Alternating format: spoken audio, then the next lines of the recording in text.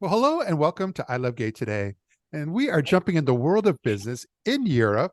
And we are here with Pavel Subrt from Vienna, Austria, and Ludo Swinnen from Antwerp in Belgium. How are you both? Well, Hey, fine. how are you?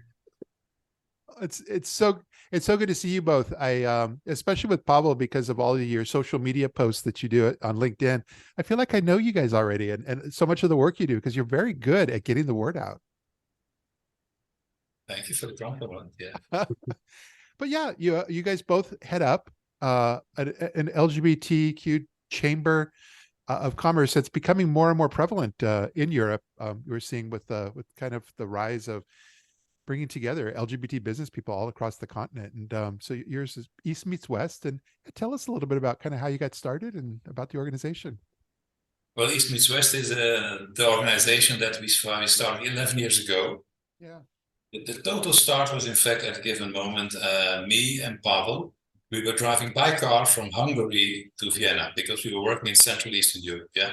Yeah. And he didn't know I was gay, and I didn't know he was gay. And I said to myself, well, we're working now together. I have to tell him. And I said, I can do it now. I'm sitting in the car on the motorway in Hungary. He can hardly kick me out here. And whatever happens, he cannot beat me either. So I said, this is the same time. I said to Pavel, Pavel, there's something I have to tell you. Yeah, and he's like, Pavel, I'm gay. And it kept very much silent. Not much happening. Looked at me and said, so am I. And that was our coming out, that we understood. Yeah, so that's really okay. And how did it start? It started with in Prague, where there was this business forums. There were a lot of business forums especially in Vienna, which is in fact the center of this region. And we sat there the whole day, and we saw a lot of foreign companies. We saw a lot of people talking, but there was nobody from Central Eastern Europe, the region that we talked to. To make it simple for you, the former communist countries that started the Czech Republic, and that was the whole thing. And for many people, it was still this white spot after the wall fell. They knew it was something, but they had incredible stories about these countries. So I said, we have to do something. I said, we need these people. Why don't we invite some of these people for the next forum? Yeah, that there is some link between the two. And we thought we bring 2-3 people from there. And what happened, Pavel? What happened there? I think we totally mismanaged because at the end, instead of this few people, we brought together like 60, 70 people. Wow. And we basically needed to start with an event. So we started with, first we called it forum because we were very humble. We didn't want to call it a conference. But over the years, really, it became really the conference in the region. And roughly 150 people all the time at our events. But maybe one more thing what Ludo forgot to say in this the beginnings of East meets West. Of course, there was this one and only time in the car where we basically came to each other. But what I loved was this time before, because we already knew each other. Yeah. And Ludo said, like, we didn't know that, I don't know, like Ludo is gay, I'm gay. I think it was very obvious, at least for me, because we were traveling in different places in a car and we were playing classical music and listening to classical music. I mean, not really that many men would probably do it in the car, right? So we didn't really discuss, hey, how was the football match yesterday night? And all of these little indications, and it was kind of like a dating, right? So it's like getting little closer, and at the end, it was there. But the signals coming from Pavel didn't fit really because, the first time I saw him, he came in and I said, oh, is she your girlfriend? Does he have a boutique or something? Because he was nicely dressed for somebody in Central Europe there, not boring, but nice. But he was driving a Skoda Octavia, a brick, he's talking a brick. So this kind of bully car, so well, that's not a gay car, certainly not. So that cannot be that he is gay. They don't drive these cars. So it didn't really fit at all. At the end, it fit quite well, yeah. Don't you love that the stereotypes, we're breaking stereotypes all the time, even with your car? Oh yeah, of course. But that really lends itself towards, I think, what's important for your organization, because I noticed there are kind of two key things. East meets West, social, and kind of tapping into or there's so much work it appears that needs to be done in Central and Eastern Europe, and then of course East meets West business, and you guys are kind of tackling both and kind of bringing them together in a unique way. Yeah, I think for the social part, we started with the social part because what we did is every time we went to one of these countries, Kosovo, Serbia, whatever, all these countries, we looked at the internet. Is there some NGO there? We just invited them, we met them, and this is how we built up a network. We met them all the time, but that was really social because at that time, believe me, the social element was very negative. It was very tough. But at the same time, you felt also that they were growing. They were looking for solutions. They were looking for becoming more independent, more visible in their environment. So the social element and the human resource element was quite important. But at that moment too, many of them became members of the European Union, and it changed also. That was the beginning. That we worked on that too. But at the beginning, there was no talking about business at all. Yeah. But now you've evolved, and now like you were talking about the event, the forum, which is now an annual conference, and between that and working with other business groups and chambers, there just seems to be a lot of activity in the real world where you're bringing people together in a way that's never been done before. Yeah, absolutely. So it's not only the conference, which is, I would say, like the highlight of the year, because it's the time of the year where everybody gets together. It's basically a kind of celebration of getting together. But it's also all of the different events and activities what we do throughout the year. One of the latest ones, maybe somebody spotted, there was this Open for Business specific report for Slovakia, where we got involved.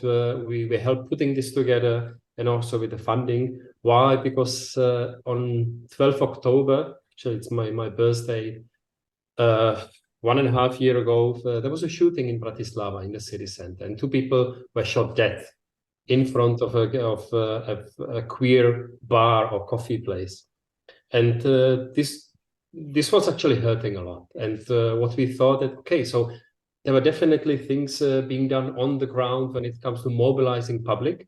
But what we wanted is to mobilize also the whole business environment, right? Because we thought it's like, okay, let's bring businesses together. Let's bring and write some kind of position paper, and idea, let's also get it confirmed by your research. So that's why we also reach out to Open for Business. By now, I think we collected around 70 signatures from large companies, large businesses, and it is supported by this economical research, which shows clearly what is it that the country is missing if not being LGBTI inclusive. So there are various different events. Last year, March, we were hosting also, we were hosting the Canadian LGBT Chamber of Commerce in Vienna. So there was, I think, quite a unique trade mission. And for the very first time, they came to Austria together with 12 diverse businesses. For 2 days, we were running some events, matchmaking, showcasing sessions. So I think we do, for just small organization, quite a lot, Ludo, right? But it's still the 2 of us. Yeah, we started with the 2 of us. And after 11 years, it's just 2 of us. There is no overhead. There are no extra people there. We just do everything that you see. We do just the 2 of us. And this is not because we think we're the only ones who can do it, but, you know, we are, first of all, we are excellent with friends. With us, we are loyal. And if Pavel asks me something, can you do it before 10 o'clock? It's done before 10 o'clock. If I ask him something, it's also done. We support the result totally. And the strange thing is that when we have some kind of, let's say, strategic discussion, it doesn't take much time. You know, the last time that Pavel visited me in Antwerp, we said, perhaps we should do something in 2024, which is quite different. We talked for, I think, 5 minutes, and we had an arrangement. It was okay. So no longer, so we can do that. We don't cost a lot. We don't have a lot over it. We're very inexpensive. But at the same time, we really want to go for having some targets that we do. And there's also something also very important in East meets West, is that both of us, we just feel that both of us are privileged. I am married. Pavel is also in a relationship, kind of married as far as possible. We are safe. When I work around, when I live around in Vienna, or I work around in Antwerp, there is no discrimination. Nobody will say anything against us. We have our rights. And even, for instance, if something happens in that there's some fight with gay men or women, The next day it's on TV. And the prime minister talks about, we have a gay prime minister.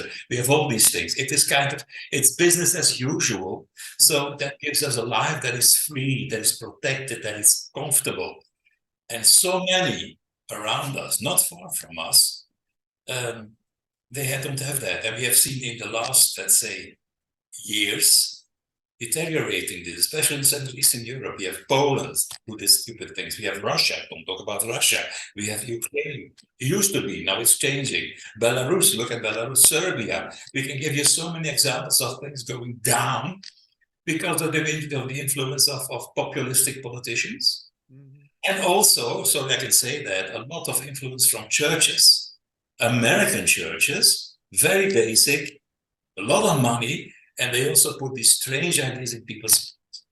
So, and therefore, we think we also do that something. But the business element has become very important because it gives us power, it gives us drive to go further. The governments as such did a lot, but I think they're at the end. They give us laws, but the law has to live. So we have to go now more to the businesses that really can show also, we support you in what you do, we give you the possibilities. We also are having a clear view in our policy that helps us, and that is really for the future. And there, it's still a lot of work, but that is for most countries where we work, also not always understandable.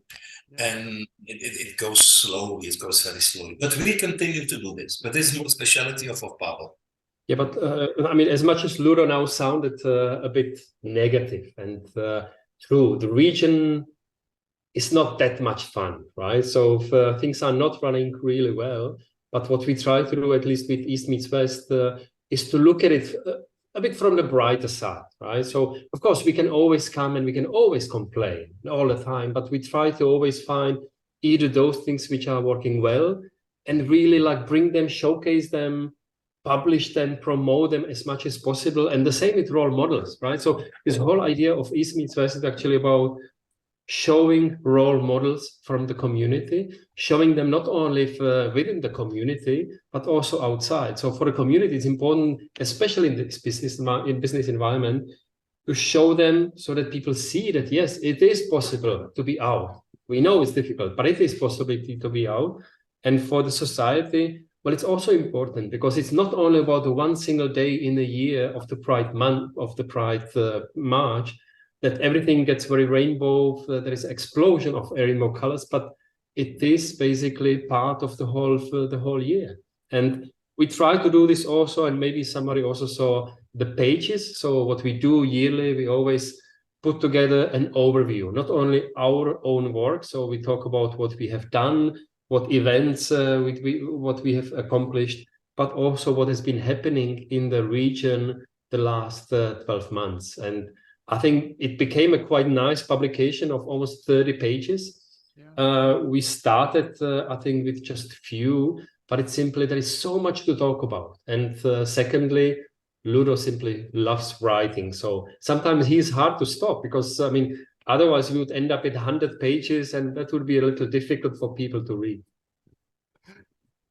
He goes with the copywriter. That means that he says, you know, it should go away on the 1st of February. And we have here 25 pages. Can you edit them a little bit? And let's say our friends in all these countries, they like to write a lot. It doesn't always make sense. So sometimes I really like it's a lot. But when it's off, when it's ready, you can send it out. We are proud. We're very proud that we made this again, that we put it once again on the map as this is Central Eastern Europe, with the bad things, with the good things. And generally speaking, there is a lot still happening. The people are very dynamic, young and dynamic, and they will not be stopped, believe me. Yeah. I love what you touched on, even in the kind of as we started this direction of the conversation. It really shows the power of leadership. The two of you had taken the role of, as you know, there really is, sometimes we feel powerless or we don't feel like we can impact change. And yet it was the two of you and your dynamic and your relationship. And I would say that also when you take that and then look at the partnerships that you have, whether it's with the European LGBT Chamber of Commerce, the Canadian one, you know, you have these strong relationships with the same folks that did the same thing you did, whether it was Bruce and Daryl in Canada and so forth. And so I think it should hopefully empower all of us to realize that we can make a difference. And it's about leadership, hard work, and those relationships. And I think it's also about to be simply open, right? So the whole story of us getting in partnership with the Canadian friends or with the US friends, it was this one simple invitation by the Italian chamber at that time to Milano. And suddenly we appeared in the room where there was Daryl sitting in the room talking about the work of the Canadian LGBT Chamber of Commerce. We were quite impressed. Yeah. And then Justin was there as well, talking about US. It's like we were totally wow, this would be cool to achieve one day. And I think it was like 2015 to 2016. We then were thrown out of the room because they had some private discussions, but we were waiting outside of the meeting room. And it's like, Ludo, no, we need to wait. Let's try to have a more conversation with them. Then suddenly Justin appeared after a meeting, and we're trying to basically tell him what we do and how we try to do things in Central Eastern Europe. And he was like, yeah, come over to US, come over to the national dinner. And then it was. And this was basically the spark and the start of a journey, which in the end ended not only us having the partnership, but also us joining the forces in Europe, founding the European LGBT Chamber of Commerce. So it's just to be open, just to try to get to the opportunities which are out there. Yeah, we get inspired, and at the same time we try to inspire the people around us. Yeah, we are the same. We are interpreted what we've seen. We see the way, and many of these countries are close to getting the partnership recognized. We try to tell them how to work with lobbying, how to work with money, how to do this, how to do that. And we have this very good understanding that they know what they can expect from us, and we know what they can offer us. And we see it every year. We see it in our conference. And I still remember that at a given moment, I think after 4 or 5 years, we said to ourselves, let's stop this. Yeah, this will bring nothing. Yeah, I'm fed up with it. Always, all these Sundays typing and writing and doing all these things and that. And then we just mentioned it to a few of them that we might stop. And then the reaction was, you must be joking. You cannot stop. We need you. So it is mutually also, we inspire them, but they also give us the drive and the reason to continue, because we see things that we talk about and we see them appear 3-6 months later. And there's an incredible feeling that you have, that really we are one community. We are faced with the same difficulties. Some are further, some are not yet so further. And yeah, they're our people. We are one community, especially in that part of the world. And we are also lucky with one thing: nobody really is interested in that part of the world. It's not glamorous. It's not Paris. It's not New York. It is not the big cities. No, it is places like Serbia. It's like Kosovo. People don't even know what it is, where it is. And still, it's our home. It's our region, and we put them there, and we are happy because they are really immensely strong, dynamic people who are also proud to be gay or lesbian. It's very clear. Yeah, I love that. Well, this year it seemed like it started out strong. I know you guys were participating or part of or put together the LGBTQ Wedding Congress that was just in Barcelona. But between that and the rest of the year, are there other exciting things that we have to look forward to? I mean, 24 is a little special year, because what we said is that let's try something different. Not that we would get bored with our work and with the conferences, but somehow when we sat down end of last year with Ludo, we had the same opinion of, okay, I mean, we can once again do a conference. We can invite great speakers. We can basically copy paste all of the templates, send out invitations, but that's not us, right? So we always wanted to do something. Let's do something different, because just to do always the same thing every single year, it's simply not our style. So what we have done is that we announced the so-called East Meets West Connect, and what it is about. We know so many people. We have so many contacts, not only in Central Eastern Europe, but also in Western or overseas. And these are either organizations, these are individuals, these are corporates. So really always somebody who can offer something. And then on the other hand, we have we are the Central Eastern Europe, and this is what we care about. We want that the people, the organizations, they grow. So it's all about basically what capabilities they are missing. And this can be different. It can be different when you are in North Macedonia. It can be different when you are in Czech Republic. So what we have done, we've collected basically the requirements or the missing capabilities. What is it? The top three, what the people and organizations are missing. And we are now working out a certain program for the rest of the year on basically making smaller events, focused events. This can be roundtables. This can be basically things organized by our corporate partners, but really spotting the point, not only doing like one general event. So something, a twist. And we hope that with this, we will bring more value to the right people, which we care about. Yes. I don't know, Ludo, if there is any additional plan on your table. And Ludo always has some things on his agenda. Yeah, Pavel thinks because I'm a pensioner now that I have the whole day free to think about these meat quests, That's not the case. I have the whole day free to think about nothing. It's great. No, but I mean, the thing is that we have this kind of electricity between us, and it used to be good because when I was living also in Vienna, where Pavel lived, when I still worked there, we had these days of the white wall. We had a white wall, we put it full of paper, and then we started writing, writing. And something came always out. But I think now for the moment, we have this good understanding, and I had certain frustrations about this and that. It's about how does this happen with this Connect now? We have first of all, we see that our big conferences before COVID, we had conferences with 250 people. You sit there, you come in, you feel the people, the warmth, the connection. But now more and more of these big conferences, you have like 20 people in the room, and you have hundreds of people outside, which is great because you reach people you never reached before. But it misses this thing. And second, that if you go to a conference, and this is not only with our conference, but all conferences, also when you're doing your job, you go somewhere, and I'm always saying, like, if you go to a one-day conference on whatever job, whatever thing they're processing, and you find one or two interesting things, it's a good conference. Yeah. And 98% forget it because it's not your thing. And to avoid that, we just want to say to them, what do you need? And we will go more like, it will be more specifically for these two, I give this, for that, that they really have what they need from us. And it will be much more efficient, much more to the point.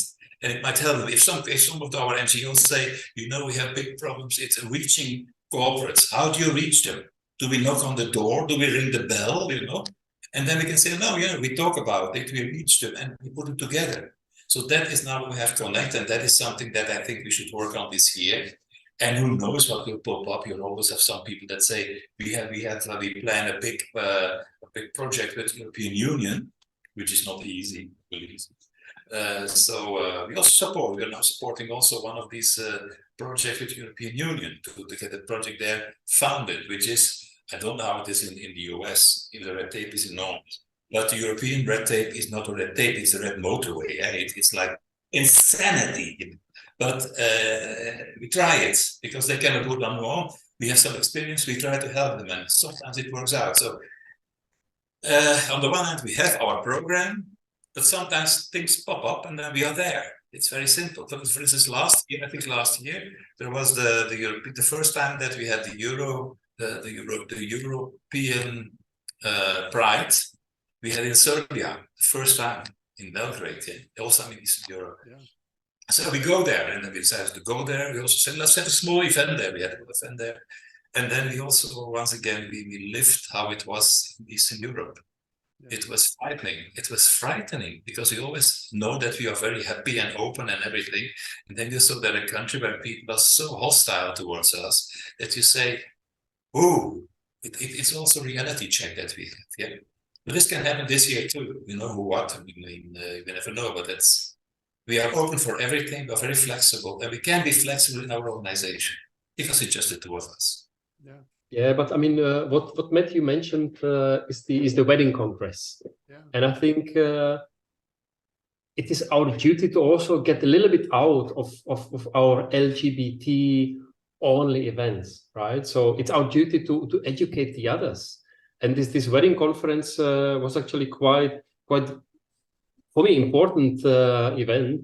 Why? Because we were able to also basically tell the insights from the community. So when it comes to basically same-sex marriages, as they are not always accepted, you still have many countries in Europe which do not allow the marriages, and even some which are not even recognizing civil partnership. So this is one thing, what is basically the insights.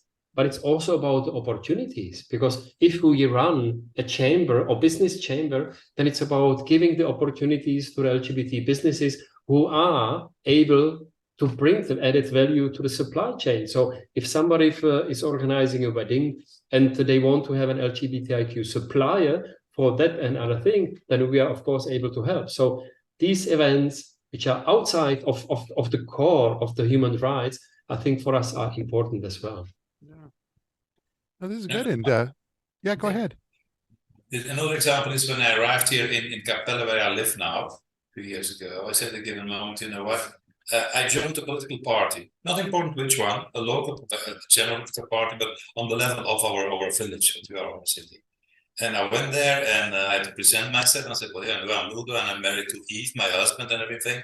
And that was no problem at all. That was good.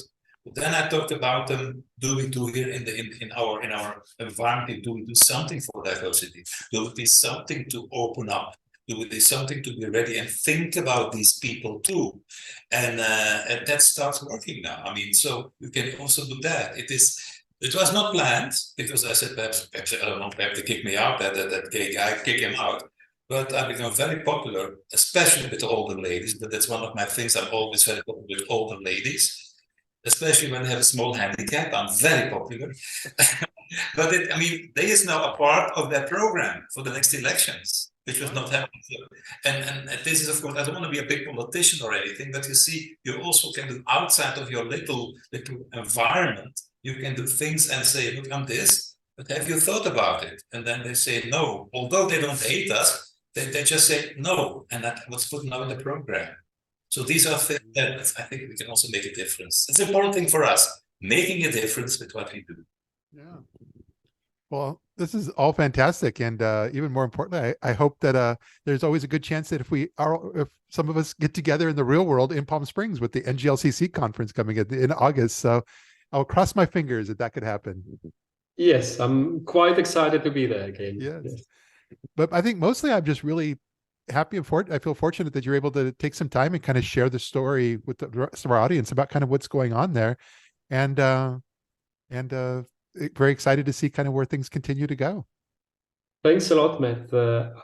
Once again, so if somebody wants to read more about us, East Meets West, I think the pages are basically the paper to read, because it's not only giving info about what we do and what various successes can we celebrate, but it's also very much about the region. And the second thing, and I completely forgot I wanted to say, second thing is about, it only can take just 2 people to make the difference, right? It doesn't have to be a huge organization, right? With the board and I don't know how many members, just 2 people can make a difference. And I'm proud of Ludo. I'm proud of myself that we started this journey together 13 years ago. Yes. Yeah. You have a lot to be proud of. So really, thank you both so much for being here. And like I said, look forward to being able to connect in the real world. Thank you so much, Matt. Bye.